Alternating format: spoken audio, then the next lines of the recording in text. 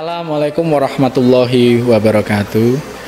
Alhamdulillahirabbil alamin wa bihi nasta'in wa ala umrud dunya watin wa salatu wa salamu ala asrafil anbiya war mursalin wa ala alihi wa sobihin ajmain amma ba'du. Pemirsa pojok ilmu yang dirahmati Allah Subhanahu wa taala, perkenalkan, nama saya Christian Solani, Dekan Fakultas Teknologi Industri Universitas Nahdlatul Ulama Al-Ghazali Cilacap. Pada kesempatan kali ini, saya akan menyampaikan kajian yang berjudul Entropi dan Manusia. Mungkin diketahui bahwa istilah entropi itu sering kita dengar. Apa sih sebenarnya dikatakan entropi? Secara harfiah, entropi berasal dari bahasa Yunani yang dapat diartikan berubah-ubah. Artinya, entropi itu merupakan derajat ketidakteraturan. Didefinisikan tadi, akibat keteraturan itu seperti apa yang terjadi pada suatu sistem tertutup. Nah, itu secara harfiah definisi dari entropi. Terus bagaimana saya mengaitkan antara entropi tadi? Saya mencoba mengkaitkan dengan salah satu surat di Al-Quran dari surat Al-Asr. Ini merupakan bacaan pendek yang sering kita gunakan dalam bacaan sholat. Baik, jadi bagaimana korelasinya antara entropi dengan surat Al-Asr? Mari kita artikan ayat per ayat dari surat Al-Asr. Ayat pertama memiliki arti demi masa. Ayat yang kedua, sesungguhnya manusia dalam kerugian. Ayat yang ketiga, kecuali orang-orang yang beriman dan berbuat kebaikan dan saling menasehati untuk kebenaran dan saling menasehati untuk kesabaran. Baik, ini sekedar sharing. Artinya bagaimana sih korelasi antara surat Al-Asr dengan entropi? Baik, kita telah ya. Tadi kita sudah jelaskan entropi itu merupakan ketidakteraturan. Artinya di entropi itu dapat terjadi pada sistem tertutup. Nah, sekarang yang kita lihat untuk ayat pertama. Pada ayat pertama itu berbunyi demi masa, artinya waktu. Pada konsep entropi, waktu dia memiliki variabel yang sangat penting, di mana definisi dari entropi itu adanya suatu perubahan, dan perubahan itu terhadap waktu. Nah, kita lanjut. Untuk konsep utama entropi pada hukum termodinamika kedua ada di ayat selanjutnya. Dalam ayat itu dikatakan bahwa manusia dalam kerugian.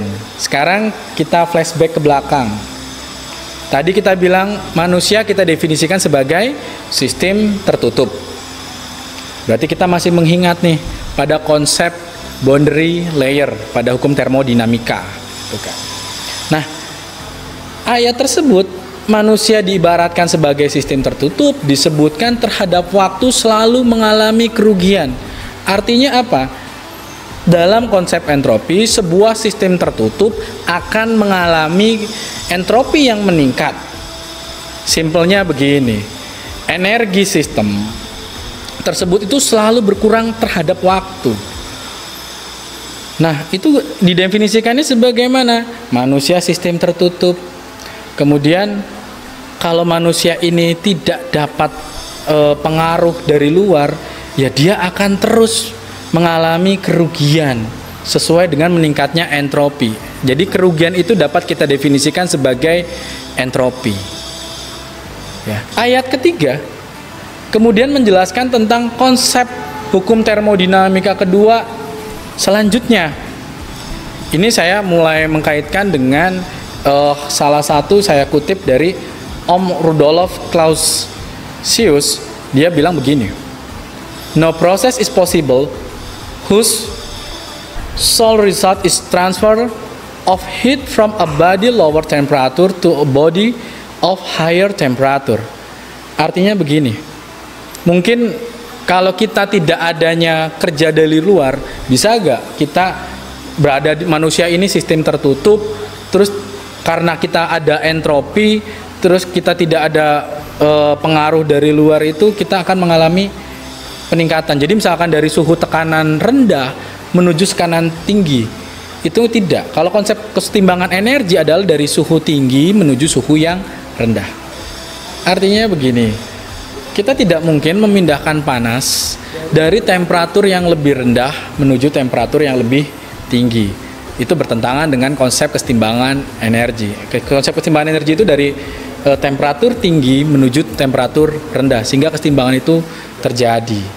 Nah, artinya mulai mengkerucut nih. Intinya bahwa bakalan kita akan mengalami kerugian akibat entropi yang terus meningkat di dalam diri kita kalau kita tidak ada kerja dari luar. Artinya kita harus berupaya sebagai manusia. Manusia itu dikatakan sistem tertutup. Kita harus berupaya menurunkan entropi yang ada di dalam diri kita. Artinya bagaimana itu kita butuh kerja-kerja dari luar. Kerja-kerja dari luar itu ada muncul di ayat ketiga yang mengatakan bahwa orang-orang yang beriman dan berbuat kebaikan dan saling menasehati untuk kebenaran dan saling menasehati untuk kesabaran, gitu kan. Artinya gimana? Setelah kita bicara konsep tadi, kita akhirnya ketemu Rasulullah SAW itu menyampaikan risalah, sabarkan kebaikan kepada semua manusia. Ya, kita diwajibkan berdakwah, kita diwajibkan bersyiar dari berbagai macam ilmu. Kebetulan saya di sini menyampaikan, artinya di bidang teknik pun kita bisa berdakwah. Gitu. Kita mencoba mempelajari konsep-konsep teknik, konsep-konsep engineering yang ada, bagaimana kita mulai meresapi supaya menjadi amal ibadah. Insya Allah sebentar lagi kita akan memasuki 1 Syawal. Artinya kalau 1 Syawal itu kita akan mencapai hari kemenangan. Ramadan ini kita sudah lalui dari waktu ke waktu, hari ke hari. Di bulan Ramadan penuh ampunan, penuh barokah, Al-Quran turun, ada malam Lailatul Qadar. Disinilah yang setiap kita melakukan kebaikan-kebaikan, ganjaran ibadah kita ditingkatkan, dicatat semua kebaikan-kebaikan amaliyah kita. Oleh sebab itu maka manusia akan merugi ketika kita tidak manfaatkan sisa-sisa hari terakhir momentum Ramadan untuk kita beribadah, untuk kita syiar, supaya kita kembali lagi. Misalkan setelah Syawal kita akan mengikuti masuk bulan ke bulan, kita berharap ketemu lagi bulan Ramadan. Di bulan Ramadan ini kita akan dikempa supaya entropi-entropi yang ada di dalam tubuh kita itu akan menurun dan menghilang. Semoga kita mempunyai energi positif, kita menjadi manusia yang bermanfaat. Jadi ingat, sampaikan 1 ayat kebaikan. Dimanapun kita, apapun disiplin ilmu kita, sampaikan kebaikan-kebaikan ayat-ayat yang ada di Al-Quran. Terima kasih sudah menonton Pojok Ilmu. Kurang lebihnya mohon maaf. Taqabbalallahu minna wa minkum minal aizin wal faizin. Mohon maaf lahir dan batin. Walahul muwafiq ila aqwamit thoriq. Wassalamualaikum warahmatullahi wabarakatuh.